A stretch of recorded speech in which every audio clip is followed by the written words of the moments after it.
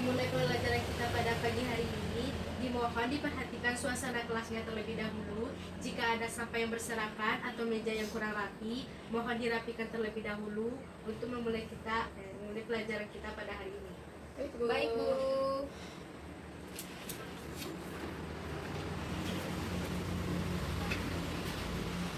Sudah, Bu. Baiklah, karena sudah, selanjutnya yaitu adalah kita akan membaca doa terlebih dahulu untuk mengawali kegiatan kita pada hari ini. Dimohon kepada Elin memimpin doa kita. Untuk memulai pelajaran kita pada pagi hari ini, alangkah baiknya kita berdoa menurut agama dan kepercayaan masing-masing. Berdoa mulai. Baiklah, Ananda semuanya, pada pagi Selesai. hari ini alangkah baiknya kita menyanyikan lagu Indonesia Raya terlebih dahulu. Kepada Divel dimohon pimpin doanya, Nak. Baik, Bu. Mari kita mulai, teman-teman. 1, 2, 3. Indonesia tanah airku, tanah tumpah darahku. Di sanalah aku berdiri, jadi pandu ibuku. Indonesia kebangsaanku, bangsa dan tanah airku. Marilah kita berseru, Indonesia bersatu. Hiduplah tanahku, hiduplah negeriku, bangsaku, rakyatku semuanya. Bangunlah jiwanya, bangunlah badannya untuk Indonesia Raya. Indonesia Raya, merdeka, merdeka, tanahku, negeriku yang ku cinta. Indonesia Raya, merdeka, merdeka, hiduplah Indonesia Raya. Indonesia Raya, merdeka, merdeka, tanahku, negeriku yang ku cinta. Indonesia Raya, merdeka, merdeka, hiduplah Indonesia Raya. Karena kita sudah berdoa, selanjutnya Ibu akan mengambil absen.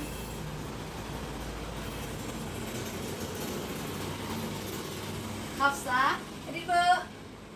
Erlina, Hadir, Bu. Damira, Hadir, Bu. Divel. Hadir, Bu. Baiklah, Ananda Ibu sekalian ternyata hadir saat ini semuanya. Baiklah, Ananda Ibu semuanya, apa kabar hari ini? Baik, Bu. Sudah siap untuk mengikuti pelajaran Ibu hari ini? Siap, Bu. Nah, buku, pena, buku panduan dan semuanya sudah ada di dekat Ananda. Coba dikeluarkan. Baiklah, apapun yang tidak berhubungan dengan materi kita pada hari ini mohon dijauhkan. Selanjutnya, Ibu akan menerangkan pelajaran tentang materi kita hari ini. Sudah siap kan? Sudah, Bu. Baiklah Ananda, perhatikan dari slide Ibu ini. Menurut Ananda, apa maksud dari Ibu untuk menampilkan slide ini? Menurut saya, Bu, gambar ini berhubungan dengan polimer, di mana semua gambar ini tersusun atas polimer, Bu. Baiklah, terima kasih kepada Hafsah, benar sekali. Setelah Ananda memperhatikan gambar-gambar yang Ibu berikan tadi, tentu Ananda sudah tidak asing lagi dengan gambar-gambar tersebut, karena gambar-gambar tersebut mengandung tentang apa yang kita gunakan pada kehidupan sehari-hari, seperti kotak makan, kantong plastik, botol plastik, dan teflon. Ibu ambil contoh yaitu adalah teflon. Teflon pasti Ananda tahu, bukan? Ibu-ibu sering menggunakannya sebagai wajan. Nah, jika tidak ditemukannya teflon, maka ibu-ibu menggoreng makanan dengan wajan biasa. Dengan teflon ini memiliki keistimewaan khusus, yaitu adalah anti lengket. Bahkan kita menggoreng saja tanpa minyak itu tidak akan lengket. Nah, menurut Ananda, penting bukan mempelajari makromolekul ini? Tunggu. Baiklah Ananda Ibu semuanya, pada hari ini kita akan mempelajari tentang materi makromolekul. Untuk itu, alangkah baiknya kita mengetahui KD dan IPK dengan terlebih dahulu. KD dan IPK dari materi kita pada hari ini, Ibu akan memberitahukannya. KD-nya ada dua, yaitu 3.7 dan 4.7, yaitu menganalisis struktur, tata nama, sifat, dan penggolongan makromolekul. Yang 4.7 menganalisis hasil penelusuran informasi mengenai pembuatan dan nama suatu produk dari makromolekul. Selanjutnya itu adalah kita, yaitu akan kita pelajari, yaitu adalah 3.7.1 tentang menganalisis struktur, tata nama, sifat, penggolongan dari polimer. Jadi kita akan membahas secara khusus tentang polimer. Selanjutnya kita akan membacakan tujuan. Apakah ada yang bersedia dari Ananda Ibu membacakan tujuan ini? Saya Bu. Baiklah. Baiklah kepada Damira. Bu, saya akan membacakan tujuannya, Bu. Jadi tujuan pada hari ini yaitu melalui model pembelajaran discovery learning dengan menghubungkan materi dengan kehidupan sehari-hari, menggali informasi dari berbagai sumber dan mengolah informasi, diharapkan peserta didik mampu meningkatkan keimanan dan ketakwaan kepada Tuhan Yang Maha Esa serta terlibat aktif selama proses pembelajaran berlangsung.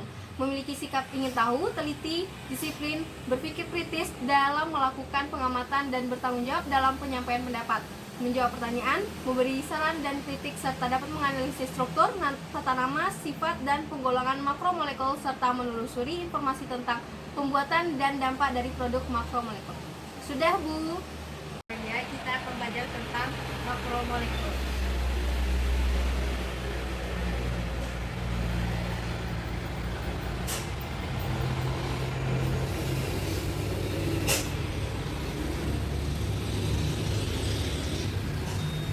Sebelum kita masuk ke dalam materi, apakah ada anak-anak ibu yang tahu tentang makromolekul ini? Saya Bu. Ada yang lain? Baiklah kepada Erlina. Jadi makromolekul itu menurut saya terdiri dari dua kata, yaitu makro dan molekul. Makro artinya besar. Jadi makromolekul adalah molekul yang besar. Baiklah, sesuai dengan perkataan dari Elin tadi, bahwa makromolekul itu terdiri dari dua kata, yaitu makro dan molekul. Makro artinya besar, dan molekul tetap artinya molekul. Jadi jika digabungkan akan menghasilkan sebuah istilah, yaitu molekul yang besar. Sampai di sini sudah paham? Paham, Bu. Kita kan sekarang belajar tentang makromolekul. Makromolekul ini juga terdiri dari dua subbab, yaitu yang pertama adalah polimer, dan yang kedua adalah biomolekul. Karena ini pertemuan pertama kita, jadi kita akan membahas tentang polimer terlebih dahulu. Menurut Ananda, apakah polimer itu? Saya Bu. Dulu dulu. Saya Bu. Baiklah kepada Damira karena terlebih dahulu.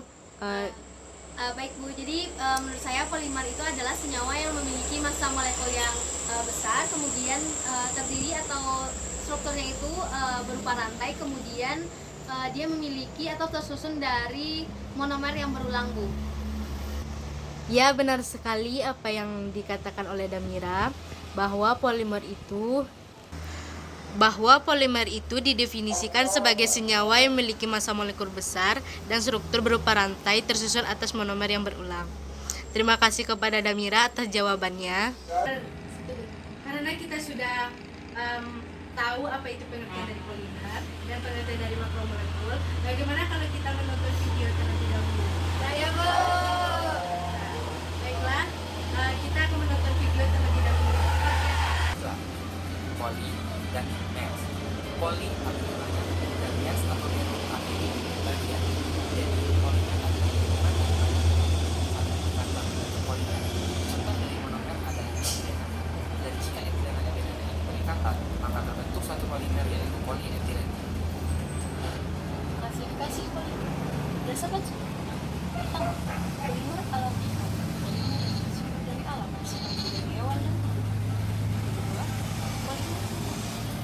Polimer sintetik adalah polimer yang disintesis oleh manusia dengan tujuan produksi secara komersial dan industri. Berdasarkan struktur, pertama, polimer kimia. Polimer kimia, polimer yang dalam satu rantai kimia. Kedua, polimer rantai cabang. Polimer jenis memiliki rantai dengan cabang umum dengan ketiga, polimer berikatan siap. Dalam polimer ikatan siap, rantai linear digabung satu sama lain sebagai posisi oleh ikatan kovalen yang dapat dibentuk secara sintesis atau reaksi kimia. Keempat, polimer jaringan.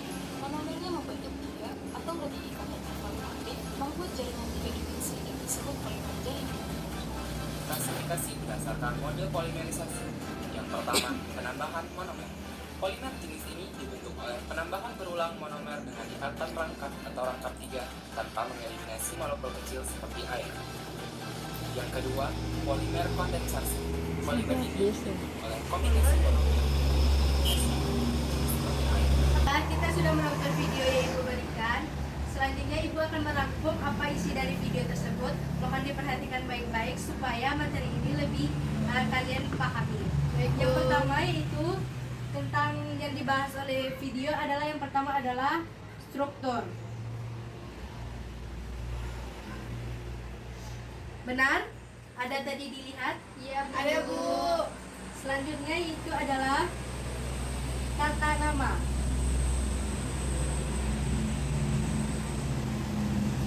Juga ada melihatnya? Ada, Bu. Tata nama ini dibagi menjadi 2, yaitu tentang tata nama female dan yang kedua yaitu adalah non female. Sudah paham aturan tata nama keduanya ini? Sudah, Bu, tapi masih kurang. Baiklah. Selanjutnya yang ketiga. Yang ketiga itu kita bahas adalah sifatnya. Juga ada kan di video tadi? Iya, Bu. Iya, Bu. Sudah paham? Sudah, Bu. Yang keempat yaitu penggolongan.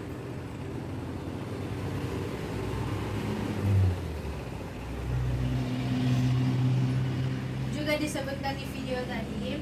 Selanjutnya yang terakhir adalah dampak penggunaan.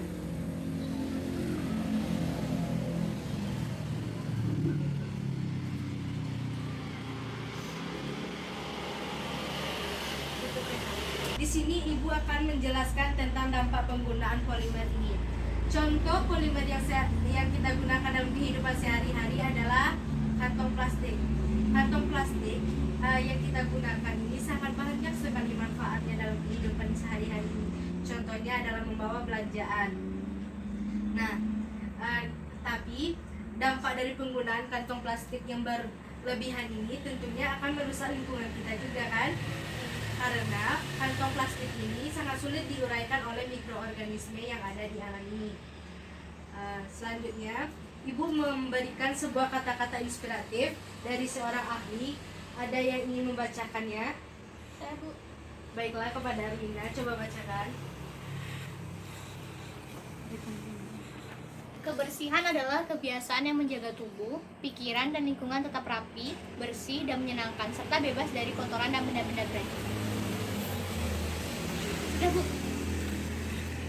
Baiklah, terima kasih kepada Erlina sudah membacakannya. Dengan dibacakannya tadi kata-kata inspiratif tersebut, maka Ibu harapkan bagi anak-anak Ibu untuk dapat mengurangi pemakaian dari kantong plastik.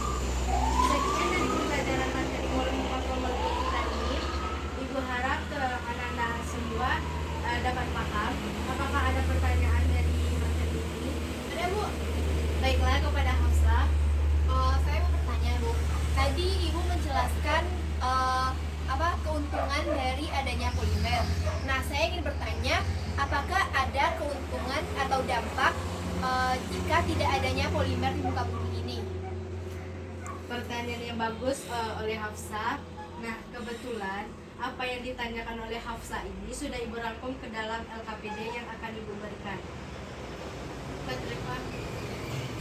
Baiklah, di sini Ibu mempunyai LKPD. Dalam pengerjaan LKPD beberapa kelompok. Kelompok pertama yaitu Elin dan Aca, yang kedua Damira dan Divel. Nah, ini LKPD-nya.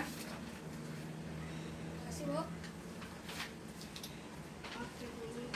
Ibu beri waktu selama 40 menit, mohon dikerjakan. Baik, Bu.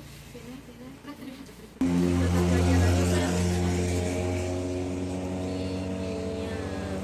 Tanggal berapa, Bro? 20 Desember 2020. Kelas D. Kelompok Damira dan Divel. Ibu Rani Mairesa. Nomor 1, tuliskan pengertian polimer dan sifatnya. Cari dulu Kak di buku.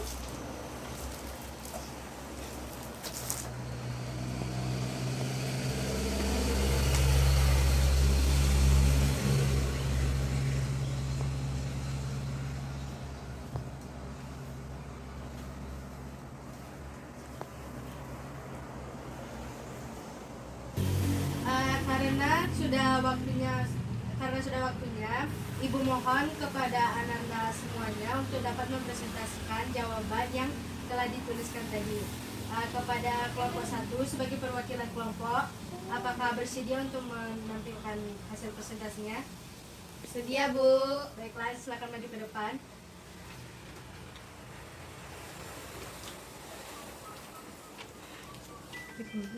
Assalamualaikum warahmatullahi wabarakatuh. Saya perwakilan dari kelompok 1 akan membacakan hasil diskusi kami, yaitu yang pertama, tuliskan pengertian polimer dan sifatnya. Polimer adalah senyawa yang memiliki massa molekul besar dengan struktur berupa rantai tersusun atas monomer berulang, di mana sifatnya adalah termoplastis dan termosetting. Yang kedua, sebutkan penggolongan polimer. Ada 4. Yang pertama, berdasarkan asalnya, ada polimer alam, polimer sintetis, polimer modifikasi. Yang kedua, berdasarkan monomer pembentuknya, ada homopolimer sama copolimer. Yang ketiga itu berdasarkan sifatnya terhadap panas, ada polimer termoplastis, polimer termosetting, dan elastromer. Dan yang terakhir itu berdasarkan proses reaksi pembentuknya, ada polimer adisi dan polimer kondensasi. Yang ketiga, apa perbedaan polimer homopolimer dengan copolimer? Homopolimer yaitu polimer yang monomer pembentuknya sejenis. Contohnya ada PVC, selulosa, dan teflon. Dan copolimer adalah polimer yang monomernya merupakan molekul berbeda. Contohnya nilon, drakon, dan protein.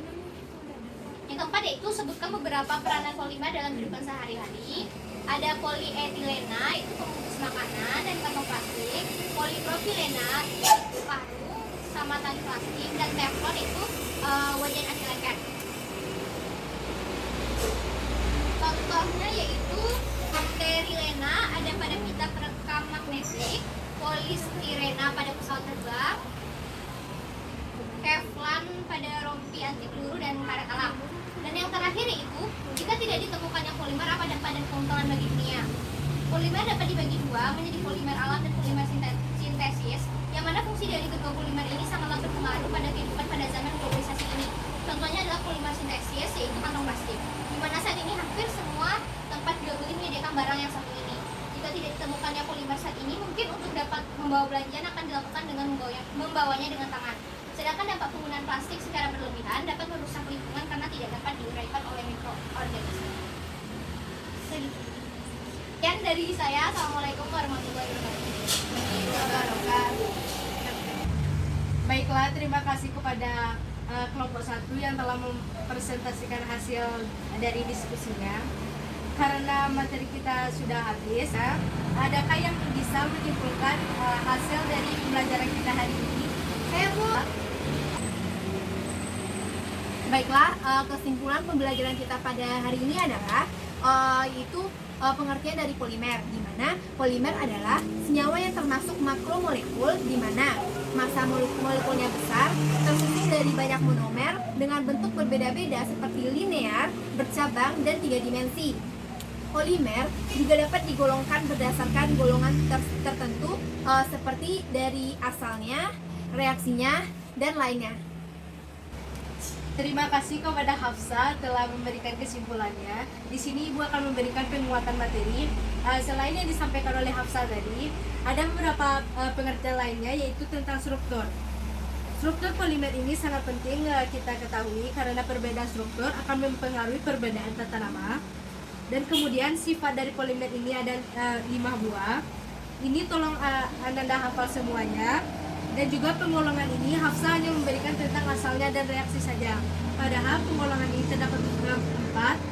Ada asalnya, monomer pembentukannya, dan lainnya yang telah Ibu rangkum dalam bahan ajar yang telah Ibu berikan. Selanjutnya, Ibu juga menyinggung tentang dampak penggunaan dari polimer. Dampak penggunaan polimer tadi sesuai Ibu katakan tadi yaitu adalah tentang kantong plastik atau kresek. Nah, dari itu Ibu harapkan kepada Ananda semuanya lebih bijak lagi dalam penggunaan kantong plastik ini karena kalian sudah mengetahui bagaimana dari dampak dari penggunaan kantong plastik ini. Baik Bu. Sekian pembelajaran kita pada hari ini. Selanjutnya itu adalah penugasan. Silakan buka buku paket halaman 122.